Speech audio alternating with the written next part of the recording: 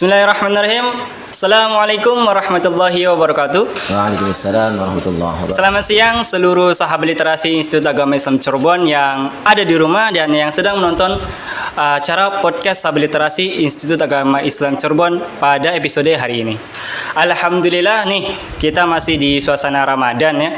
Masih ada di bulan suci yang mulia. Dan semoga sahabat semua puasanya lancar-lancar saja, nggak ada kendala. Nggak banyak tidur, nggak banyak main juga.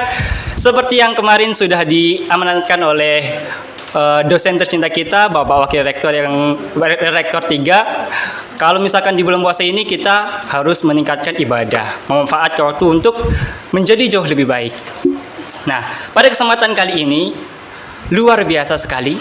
Kita kedatangan tamu yang istimewa, narasumber yang tidak disangka-sangka. Biasa ya. Biasa. Kalau misalkan bisa dibilang beliau ini bapak atau ayahnya ya, ayah kita nih, karena beliau ini pembina UKM Sahabat Literasi Institut Agama Islam Cirebon. Kayak tua banget. Dan sebagai merangkap Kaprodi HKI ya Pak, Yeah. dan Ekonomi Syariah di Institut Agama Islam Cirebon. Nah, saya kenalkan yang terhormat, yang sangat kami banggakan dan kami sayangi, Bapak Masyari LC-MHI. Assalamualaikum Pak. Waalaikumsalam warahmatullahi wabarakatuh. Ini habis ngomong bangga-banggakan itu minta THR apa? Sepertinya sih, maksudnya sih kodenya begitu Pak. Barangkali nanti setelah ini cair. Sudah cair. Alhamdulillah, gimana kabarnya hari ini Pak? Alhamdulillah luar biasa. Masya Allah. Semangat Mas Yan. Masih semangat? Masih semangat. Lancar selalu Pak? Alhamdulillah. Gimana kegiatannya, makin padat sepertinya nih, makin banyak job ya? Oh gitu ya. Kalau Ramadan itu ya begitulah, berkah. Ya. Berkah Ramadan.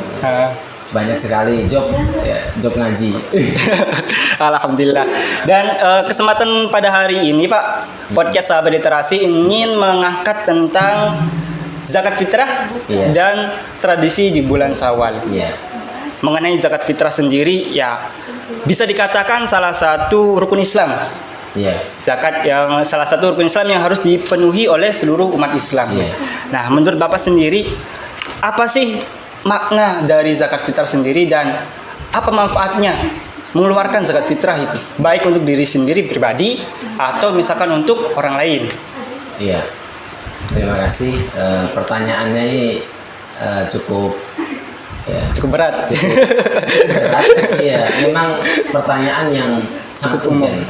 Urgent, penting, bahkan darurat kaitannya dengan puasa khususnya dan umumnya. Ini kaitannya sebagai rukun Islam. Sebetulnya rukun Islam itu bukan hanya terkait dengan zakat fitrah saja, tetapi zakat secara umum. Bahwasanya zakat itu kan artinya secara bahasa itu zakat yazku itu berkembang ya.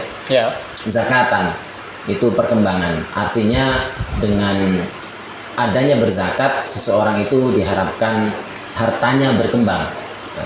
Meningkat. Zakat dia meningkat, berkembang dan meningkat. Itu makna yang pertama secara bahasa. Secara bahasa yang kedua juga berarti zakka yuzaki itu mensucikan, atau zakat itu pensucian atau kesucian.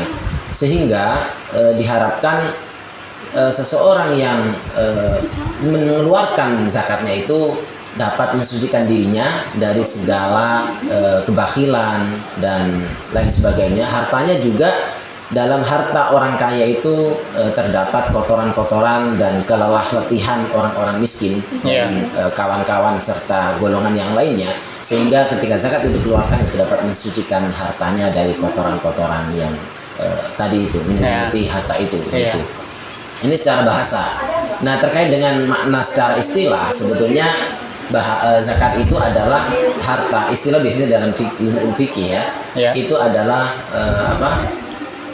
sebuah harta yang dikeluarkan oleh seorang muslim yang sifatnya wajib, fardu, pada hari tertentu dengan kadar tertentu dan untuk golongan tertentu yang 8 itu. Nah, kalau itu kaitannya dengan zakat fitrah, maka itu adalah sedekah atau sebuah bantuan ya, yang diberikan oleh seseorang dalam rangka mensucikan badannya. Nah, kalau zakat itu kan langsung masuk pada pembagian zakat. Jadi zakat itu terbagi dua, zakat badan dan zakat harta.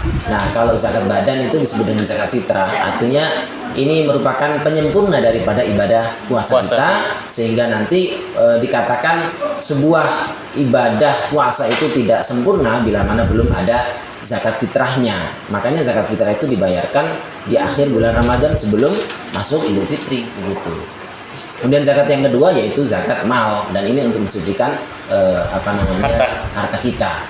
Nah, yang perlu di sini penting untuk di garis bawahi adalah sebetulnya kalau bulan Ramadan itu kita sebenarnya fokusnya di zakat fitrah saja dan sedekah sebetulnya. Adapun zakat mal itu sebetulnya tidak harus pada Ramadan sebetulnya. Setiap hari juga bisa, Pak. Iya. Zakat mal itu bisa setiap hari, tergantung masing-masing harta di setiap orang. Iya, karena memang zakat mal itu kaitannya dengan haul dan nisab gitu. Kalau haul itu kan masing-masing orang itu berbeda mulai kapan dia punya harta sebanyak nisab daripada zakat mal itu sendiri. Berbeda dengan zakat fitrah, memang dia itu momentum hari raya atau menjelang hari raya atau bulan Ramadan. Kalau fungsinya ya tadi, fungsinya itu untuk mensucikan jadi fungsi itu kan ada fungsi personal orang yang muzaki, ada fungsi untuk mustahik. Kalau fungsi secara muzaki itu berarti kan mensucikan badan kita dari segala bentuk kotoran yang sifatnya jiwa gitu ya, kotoran jiwa. Kita tidak bakhil, artinya melatih kita secara formalitas. Zakat itu formalitas sebetulnya, adalah formalitas untuk melatih kita untuk berderma, ya, merelakan harta kita untuk dilepaskan, bahwasanya rezeki yang kita dapatkan itu bukan milik kita, ini semua adalah milik Allah dan harus dibagikan kepada sesamanya. Itu makna yang pertama, makna secara bagi muzaki, mensucikan harta dan mensucikan diri kita dari kebakhilan. Kemudian makna yang kedua, makna bagi mustahik. Bagi mustahik itu orang yang mendapatkan derma, ya, orang yang berderma itu berarti memiliki kepedulian terhadap sesamanya dan juga menolong sesamanya, bahwasanya di antara kita itu ada beberapa orang yang memang belum beruntung gitu ya, sehingga butuh uluran tangan kita, dan inilah namanya fikih sosial yang perlu kita kembangkan. Ada namanya takaful istimai. Takaful istimai itu adalah saling menopang di antara masyarakat, karena orang itu tidak dapat hidup sendirian. Orang miskin tidak mungkin hidup tanpa bantuan orang yang mampu, ya, orang lain, dan orang kaya pun tidak akan mungkin dapat hidup tanpa ada bantuan orang miskin. Seperti itu makna yang dapat dikandung. Itu. Berarti bisa dikatakan zakat pada umumnya itu kan untuk ada yang untuk mensucikan diri sendiri, ada yang untuk mensucikan harta, tapi secara global, secara umum itu untuk membantu sesama. Iya, Pak. Begitu. Nah, agar terjadi